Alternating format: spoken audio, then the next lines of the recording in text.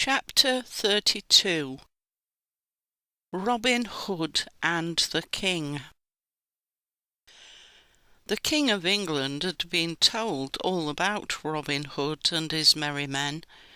He knew that the outlaw was a brave fighter and a fine archer. One glorious summer's day the King paid a visit to Nottingham.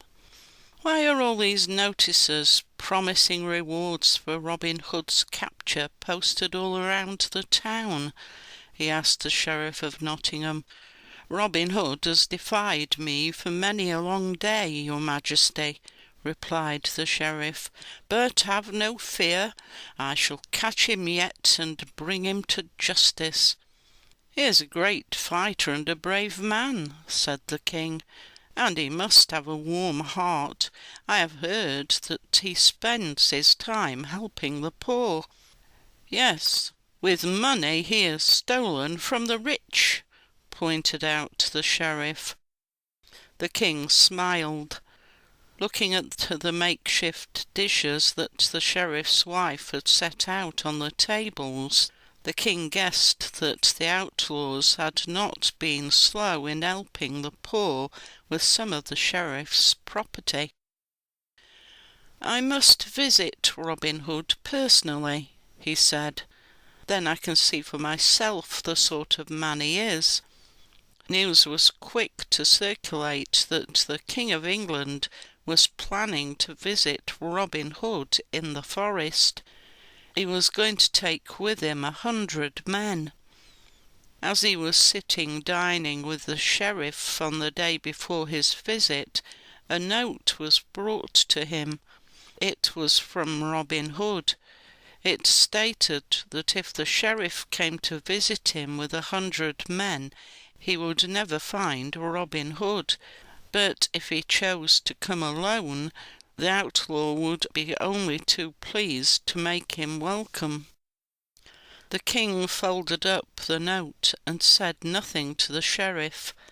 Later that night, however, he cancelled the order for the 100 men to accompany him the next day.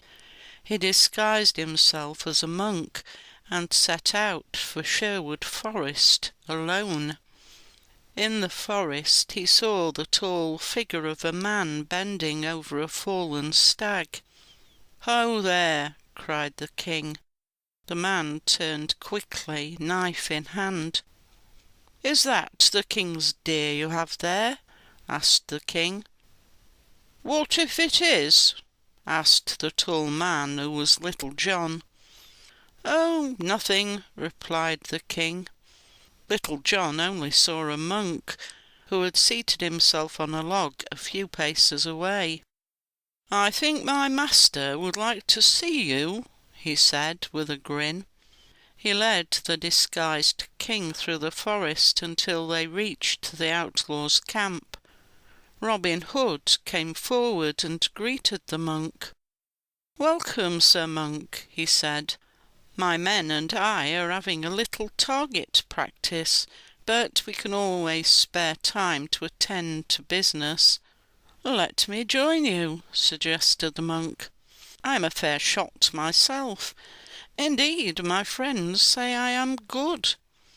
"By all means join us," laughed Robin, who thought it would be a novelty to see a monk joining in the target practice.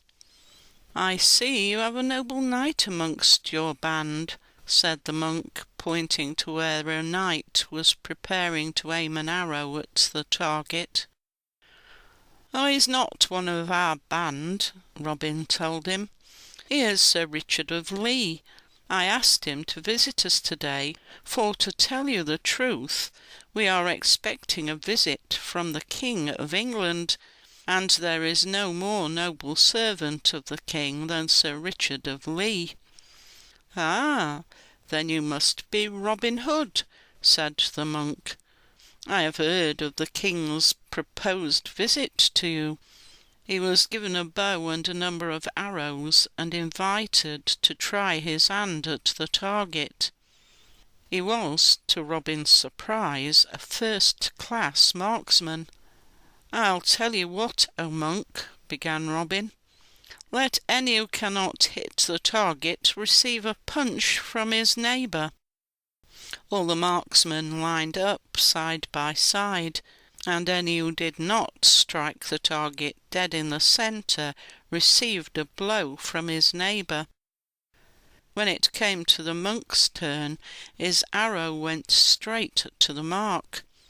Robin's aim was slightly off, and since he was next to the monk, he received a hard knock from him. "You have a strong arm," said Robin in admiration when the shooting had ended. "Take off your cowl, good monk, and let us see you clearly." The monk refused. "Take it off," Robin insisted. Again the monk refused. Robin considered this an affront, and he smote the monk with both fists. The monk fell to the ground.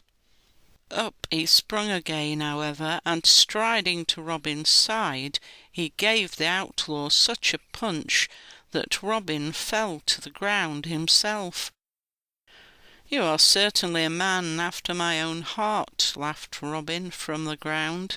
"You would do well to join my band of merry men." Sir Richard of Lee came towards Robin to help him up. He turned to the monk, and then a surprising thing happened. Robin was amazed to see Sir Richard suddenly sink down upon one knee before the erect figure of the monk. "Your Majesty," said Sir Richard. All the others stared in awed silence. They knew that they were standing in the presence of the King of England. Robin was quick to kneel beside Sir Richard. All the outlaws followed suit. "Stand, men," ordered the king. "I have seen what manner of men you are. The stories of your bravery are true. Of that I am sure. I could wish that you were in my service." The men rose. It was an awkward moment for Robin Hood. He did not like the idea of going into the service of the king. His love was for the forest. The king was quick to realize the reason for Robin Hood's silence. "Well," he said, "at least I insist on you and your men escorting me along the road to Nottingham."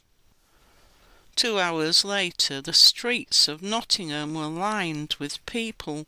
They had gathered there in amazement as the news spread that the king was riding towards the town at the head of Robin Hood and his merry men. It was a sight they were never to forget. When the market-place was reached, the king halted.